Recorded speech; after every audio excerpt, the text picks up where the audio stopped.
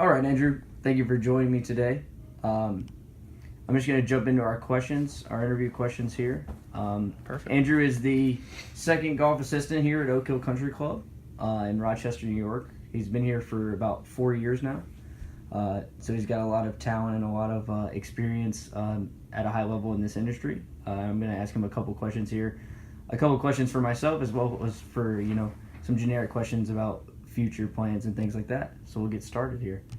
Andrew, can you just describe your current position at Oak Hill and Yep. So I'm a golf professional here at Oak Hill Country Club. What that means is really that on a daily basis we're managing the golf play here. So whether it's a tournament or an outing hosted by a company, everything that goes on the grounds here is going to go through myself or one of the other golf professionals here.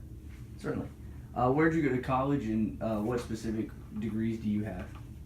Yep. So I double majored at Florida State University in both finance and professional golf management. So I have degrees, I have bachelor's degrees in business as well as hospitality. Okay. All right, Andrew. So what did your experiences during college? How did they help you, get to where you are now? So really, it's important to note that as part of the program at Florida State, you have to do internships, and so through those internships, you actually mold kind of your career path. You find out what you like to do, what you don't like to do, and from there, you really determine where you're going to go after college. Okay. So what are your future aspirations? Obviously you've been here for a couple of years now. You've gotten some experience here. What are your future plans as far as moving up in the managerial ranks? I mean, obviously you're in a managerial position now, but where do you see yourself moving to after this? Well, it's tough. Really depends on how what path my career decides it's going to take. Right now, it looks like I'd like to move into a head golf professional role after my second here. That would be more of a capital budget management, long term planning, as opposed to the day to day operations that I do now. Okay, awesome. What would you say, someone like myself who's, looking to get in the same role as you, obviously, in the next, 4 years or so, what would you say to those guys trying to prepare for that? It's really important that during your internships or your experience, however you're getting it, well, first of all, that you are getting it. Second of all, that you use every moment of those experiences, whether it's a 3-month internship or an externship or even a volunteer basis. You use every moment to learn something new that you don't already know or have experience doing. Okay.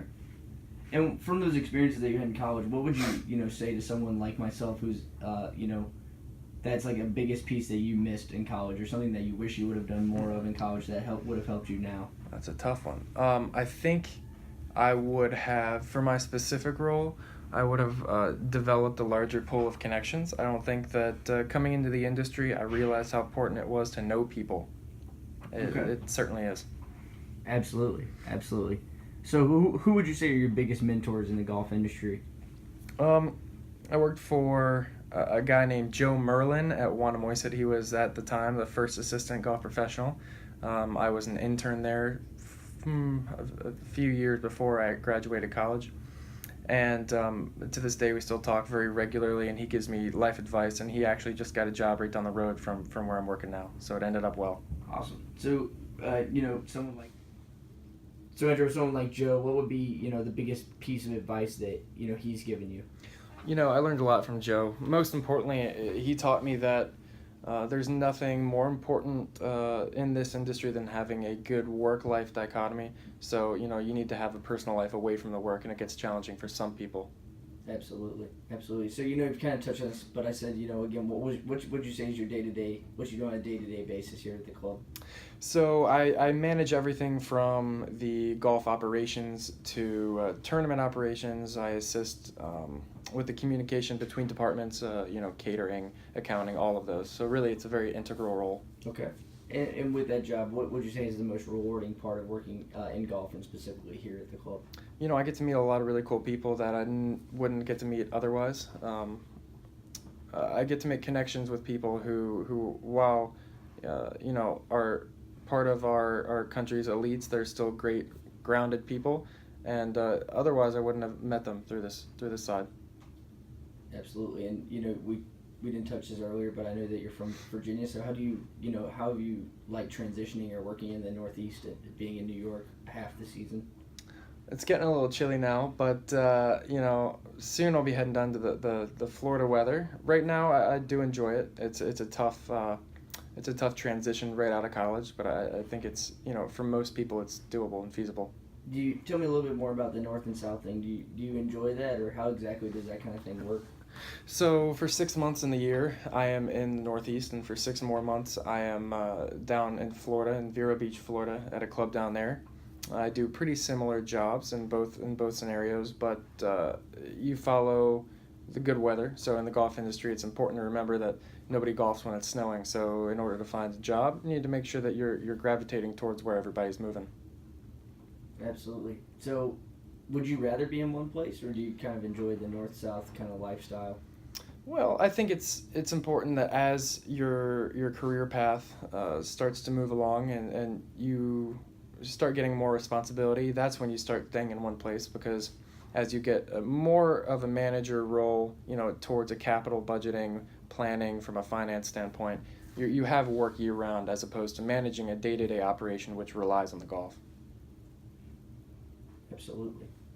So, what do you feel is the best thing young professionals can do to connect with high-level managers like yourself and gain experiences and hear about experiences like there is to offer here at Oak Hill and other clubs? When I was in college, I took advantage of every single opportunity that I could. I made sure that I was on LinkedIn, connecting with people who I'd met at the PGA show. I made sure that I was, I had business cards which had my student email on it. I was going to volunteer functions and you name it, all sorts of things, mock interviews, stuff like that. I think it's important and very underrated. Absolutely. What do you think are the keys? We haven't touched a lot on the instruction part. What are the biggest keys you think of being, a good golf instructor and a golf instructor in general? It's tough. Not a whole lot of people are good at it naturally, but I think it's key to remember that, before you go looking at someone's swing and try to fix a big flaw that you see, it's important to remember the fundamentals, posture, grip, and alignment. The PGA is what, the acronym that we use for that. It's easier to remember, and I think it'll fix most people 90% of the time. Absolutely. Do you have any specific strengths or, anything in general that kind of guided you to the position you're in now or managing what you do now? Yeah, so in this industry, it's really important to be able to speak to people, much like we're doing now, on a conversational basis. And I think that I have skills, communication skills that really help me get here. Okay, absolutely. And what do you think, we talk about strengths a lot and things like that. What's the biggest thing that you constantly work on now and are working on in order to, help you later down the road get better? Mm-hmm. Yep. So right now, my major thing that I'm working on is my game.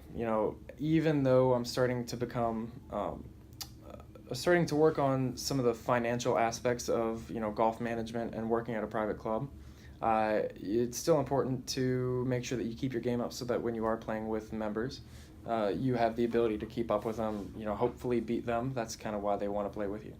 Absolutely. Well, Andrew, thank you for taking the time to come and let me speak with you, and Of course. thank you for your insight. Absolutely.